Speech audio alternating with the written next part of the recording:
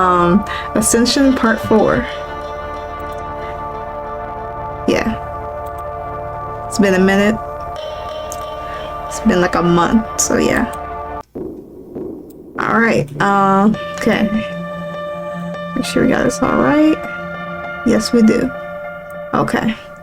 The escort wanders outside, digging through the piles of broken circuitry. They examine the silicone and metal work, flip it over, then toss it aside. Nothing of value left stuck on it.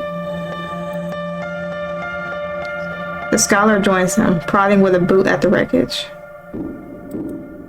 What once was flesh and blood of the hierarchy's control, now torn and scattered. Like the entrails of a small animal, smeared across the ground by an imprecise... Like the entrails of a small animal, smeared across the ground by an imprecise predator. To see the hierarchy no longer at the apex was unnerving, but exhilarating. To imagine something greater than it, something that could actually descend down and destroy it. An idle, unrealistic dream. But still an entertaining one. The scholar follows a small row of reeds, leading to a twisted collection of plant life. Vines twining around themselves, snaking up the side of the building. It's kind of funny. Once you stop trying to coerce things into a structure, they just return back to how they should be. Forcing order on nature is like swimming against the tide. Out there, the hierarchy seems so natural, but here, your eyes are finally open. Escort rummages around beneath the patch of reeds, picking up transistors, fuses, plastic, tossing them aside one by one. It's a big difference, huh? I guess it is. Can I help you with that? There's a doctor. Sure, Nerd King. These vines are rooted pretty deep. Don't suppose you got a shovel or something? I spotted one around. I think I saw a rusty one in the back rooms. Nice. I knew it was a good idea to have you tag along. Huh. They walk over to the building. Esquire heaves a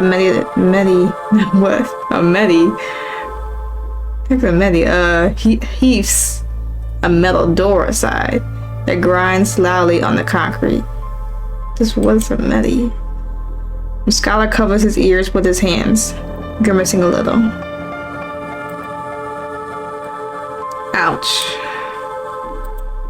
Sorry. Aww. Those eyes are pretty. No, it's just me being dumb. Sorry. Big noises and lights and things are still a lot. Nails on the chalkboard. It's alright. You don't need to worry for half the stuff you apologize for. The scorer casts their torch around and finally spots a shovel. It looks rusty and barely serviceable, but it'll do. You know, the doc, she's kinda obvious. But I still haven't gotten a good read on you. Why are you here? What are you wanting out of this? That's a good question. I don't know. What do you mean you don't know? I know something. The doctor told me about this place. About the room itself. It can do pretty much anything, right? The world's last miracle. I wish I did know. I sort of know. I know I want to get to the room. Everyone wants to get to the room. But the room isn't what people want. It just helps them get what they want. What do you want? That's a question I still haven't formulated.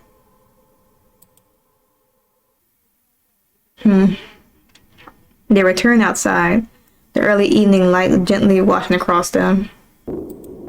It feels strangely cleansing, like washing away a lifetime worth of ingrained dirt. I always wondered if miracles really were real. Why hasn't anyone else tried to get here? Why isn't the hierarchy using it already? Huh. Oh, lots of people are curious, dude. Like, you do know that's how I make a living, right? The scholar looks down, unsure of how to reply. He focuses on shoveling through the silver-sodded earth. The scholar casts aside the other detritus. Unless people want a taste. Or are curious. Or just want to gratify themselves, somehow. The scholar flushes red, ashamed. Isn't that what we're doing? What I'm doing? Coming here out of curiosity. Using you to sate it. No, never. You're different. You're curious to know, curious to feel. Not like them. All they want to do is taste and consume and discard. It's what the hierarchy teaches them to do. People like me aren't people to them. At least some of them. I guess others are sweet and genuinely curious, but most aren't. The escort pulls up a handful of vines, hands covered in earth and gloves splashed in silver.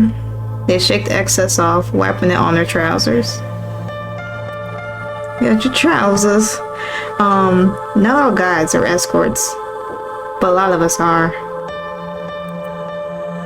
Not a lot we can do if we can't go back to the hierarchy. That's why I wanted you to be sure before coming here. They pull up more vines as the scholar shoves more, and beneath only lightly buried a small box. The vines are already burrowed into it. At least some of the internals are intact. The escort pulls it out, opens it up. They brush the vines roots away. Most of the spare circuits here are lost to time, but there are still one or two that remain intact. Pure, raw, untouched silver, welded in glass vials to the copper and circuitry and silicone. It still had all its pathos before the hierarchy had learned how to mess with it. The escort brings out a small screw-top bottle, chipped into the vial with their knife, collected what little left there was. How'd you know that I was different? I guess at first I didn't. I just had faith. And the zone has faith. It doesn't let just anyone in. I mean, it keeps out the bad and lets in the good.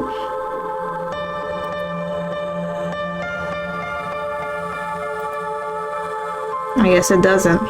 Plenty of bad folks here too. Just, it only lets in the hopeless, the rich. People like us. People that really haven't gotten anything else to lose. Even if it seems like we do, we really don't.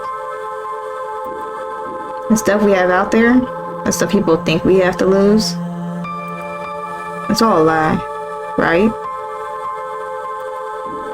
When we are alive, everything we have is a lie.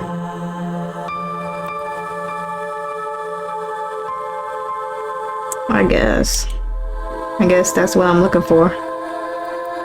The truth. My truth. I just don't even know what it looks like. The escort tucks the pure silver in their pocket. They look at the scholar, took hold of his hand in theirs, still covered in mud and stained metal. Well, I guess we'll explore it together. I guess so. That's pretty. It's like different. The horizon glints with the shimmer of the red aurora, but there are no more storms through the night. It passes uneventfully. In the early hours, the doctor is again the first to rise. She nudges the escort, their heads still buried in their arms. The escort groans.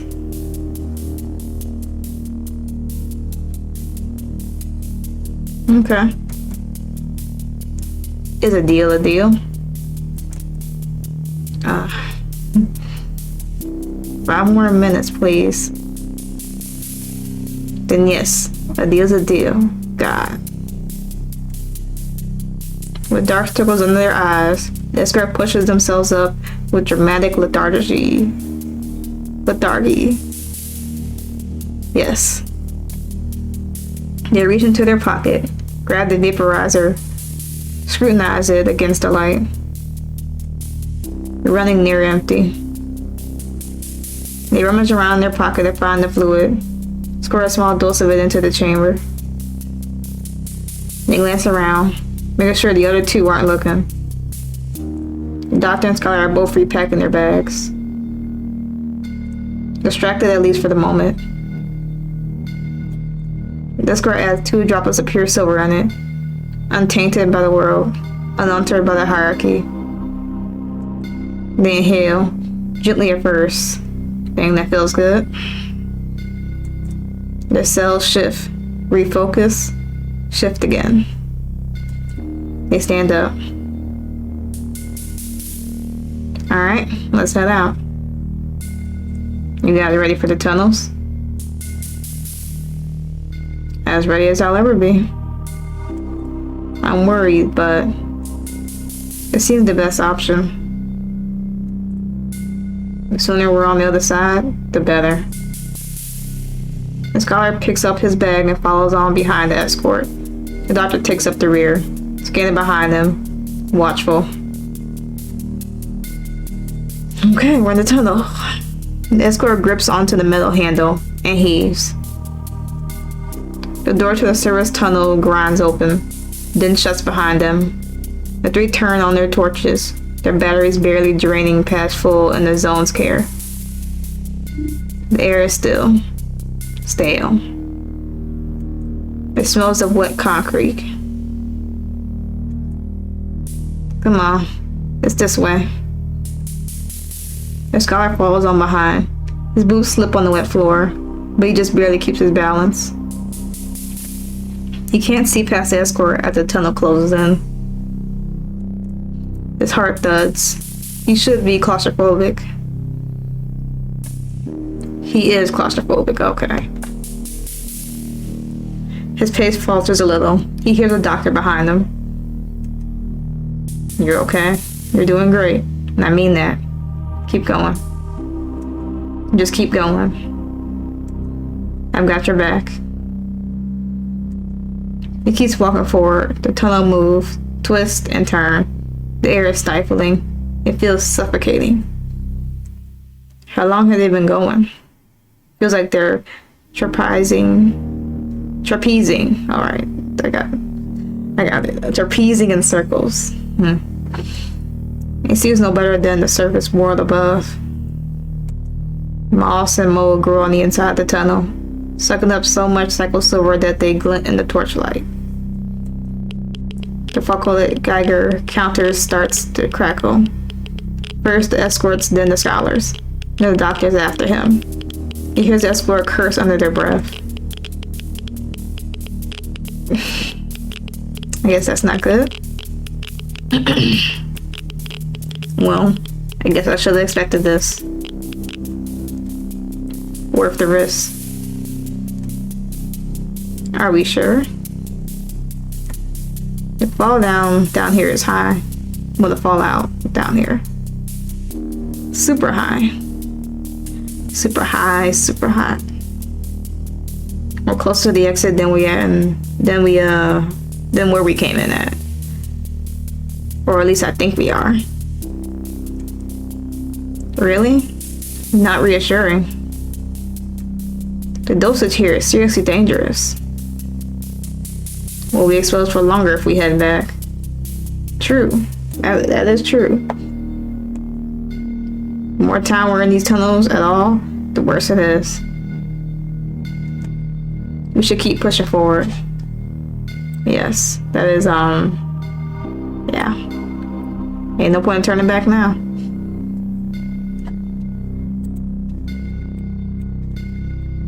The scholar casts his torchlight down, seeing small rivulets of glittering silver in the water at his feet. His boots sting. His cells shift. His skin burns uncomfortably. His heart thuds. Isometers reverse. They approach a cascading drain, a hole between one tunnel and another, leading to the city sewers. Silver-stained water gushes out. The counters scream in protest. Okay, I think we're here. The dry tunnel. It's literally a waterfall. Hey, it's a local joke. Nobody gotta swim this bit.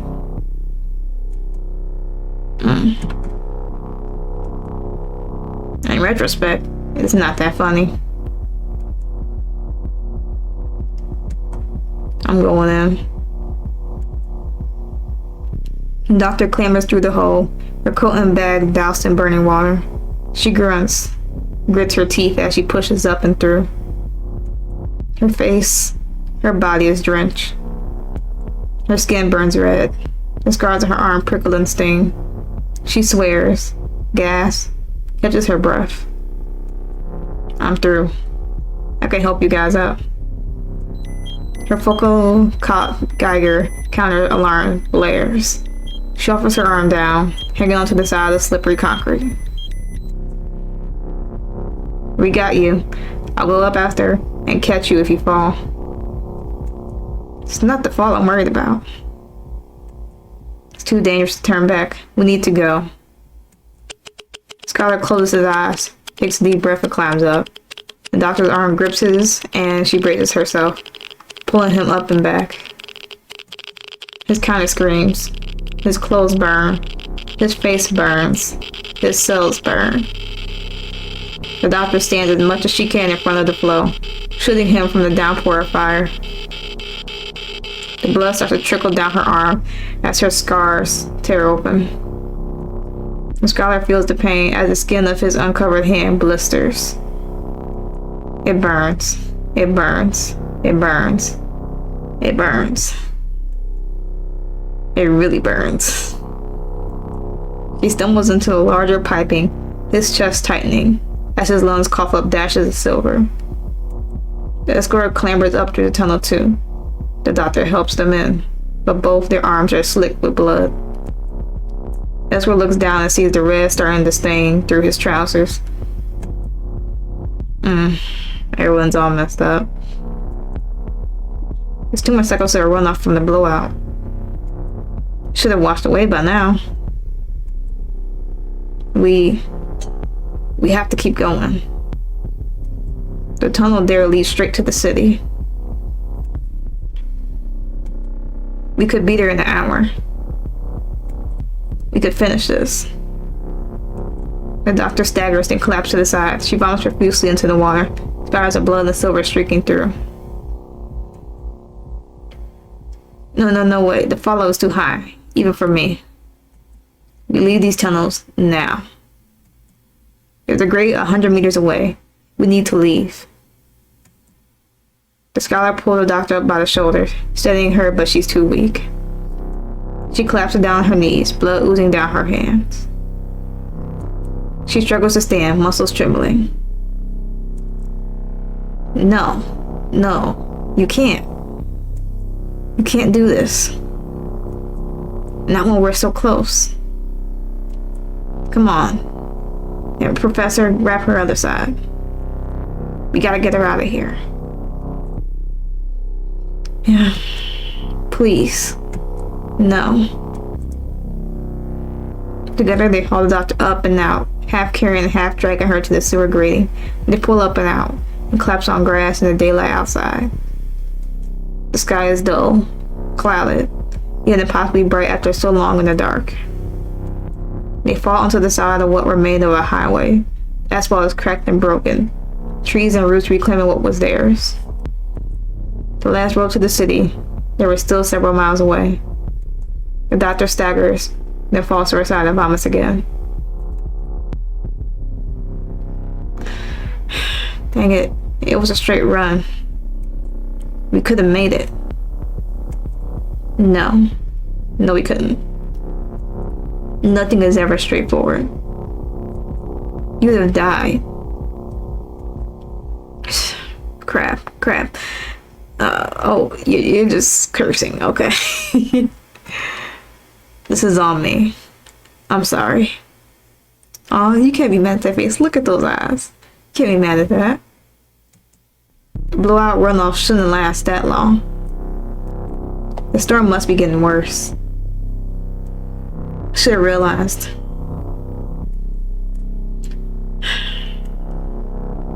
We're out in the open here, but we need to rest.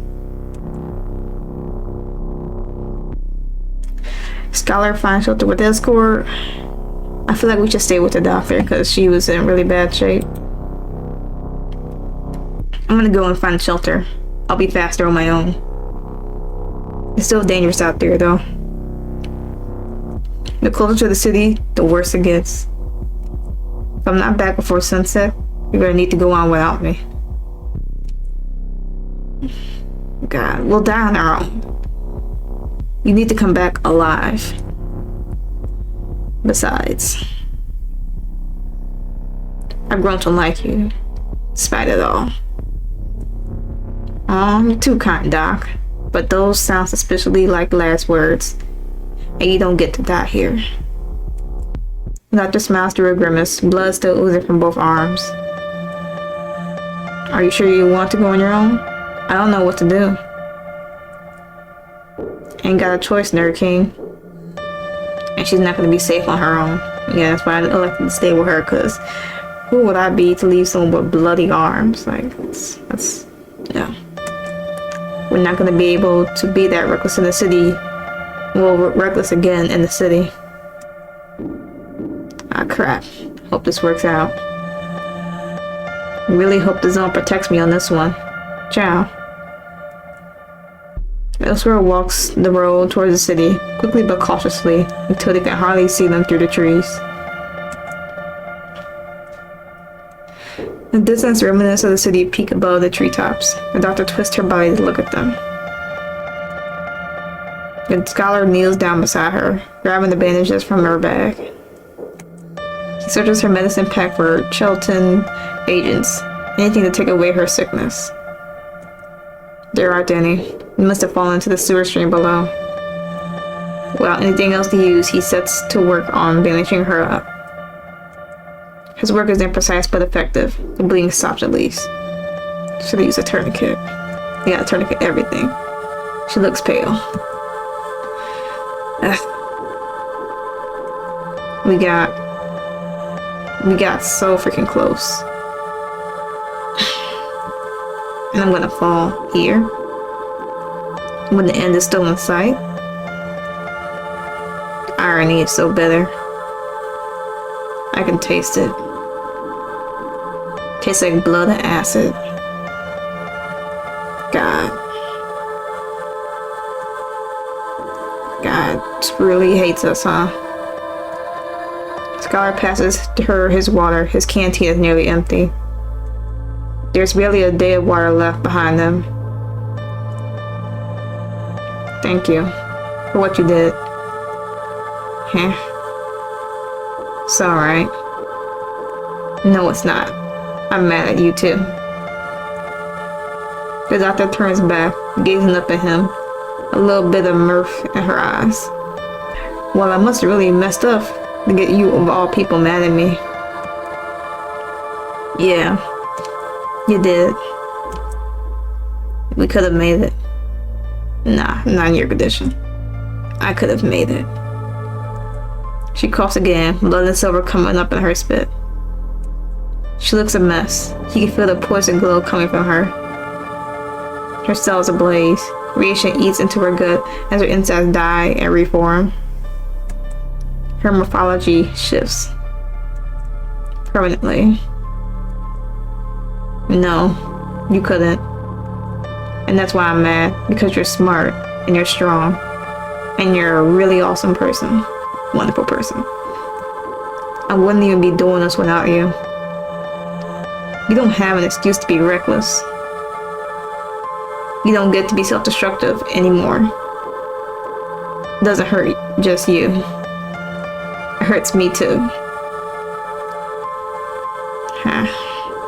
Sorry. No, you're not. You're not sorry. I can see that look in your eye. You're thinking about standing up and jumping back into that hole. And walking all the way to the room by yourself. God. Is he wrong? Did he lie?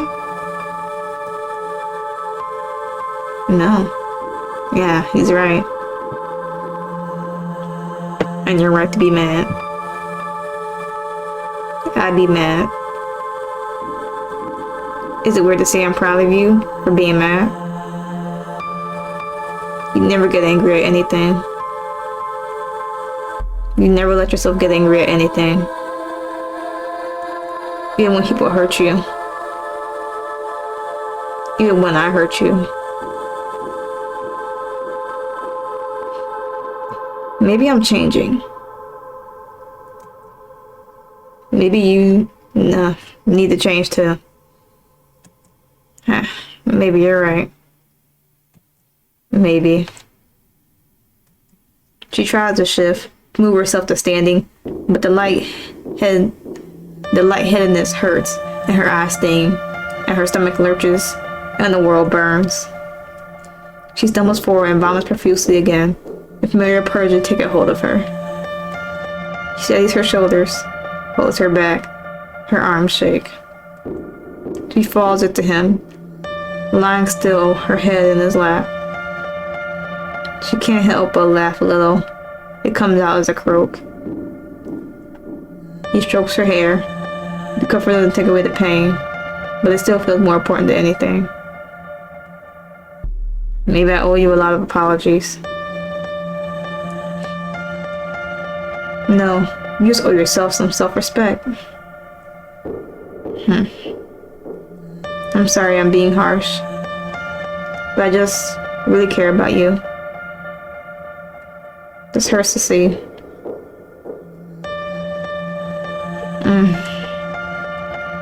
I knew you'd never be able to get mad at someone without apologizing for it. But you're right. I'm sorry. I hate this. I hate this body. I hate being like this. I want to become different. Better. I want to make sense. I know. But there's a line between becoming something new and actively destroying the old. It's you who I care for, regardless of what form that takes in the future, or what form you are now. You can't become something new if there's nothing left of the old to start with. I know, you're right. I'm sorry. I mean it this time. I accept your apology. Even though you've been an idiot. Thank you. They gaze out towards the city skyline together. The sun starts to sink lower on the horizon. The clouds slowly gather. Rain gently begins to fall, though without a storm. Scholar pulls a tarpaulin from his bag and holds it over them both, Droplets of silver stained water patter to the ground around him. The doctor sits up a little, pulling herself out of the shower. I wanted to die for a long time, Professor. I thought I died doing this. That I could at least die saying that I tried. Even if I didn't really try. Even if it was just an excuse. But the closer we get, the more it feels like I can actually live. That there's actually a place for me. Thank you for helping me see it. I thank you for holding my hand this whole way. You always pretend to be the strong one, but you never had to be. I've told you that so often. It was pretend, wasn't it? I'm just glad you're listening now. Oh, dang! Don't cry, man. Make me cry. I'm just glad you put up with me. He feels her relax on him, for once letting herself be vulnerable, for once letting him be the strong one. He holds her tight as she lets her head fall onto his shoulder. It didn't matter that their bodies were awkward, it didn't fit. He strokes her hair and she melts into him, winding her arms around his waist. For just a moment, nothing else mattered. The central seeps into both of them. They both realign. And after me, he's in the ring. Okay, while F in a lot of pain, Escort and Scholar help carry the doctor to the shelter. So the escort did come back, which is good. We'll save. Where's the sound? We're gonna go to the main menu. Yes. Alright. That was pretty deep. So yeah, this is Ascension Part 4.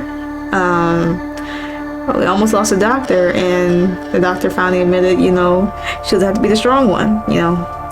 It was all good. You shouldn't have to the front, but I guess everyone has their own ways of coping with whatever they've experienced or gone through in life. So yeah, this is Ascension Part 4. Hope y'all enjoy it, and I will see y'all on the next one.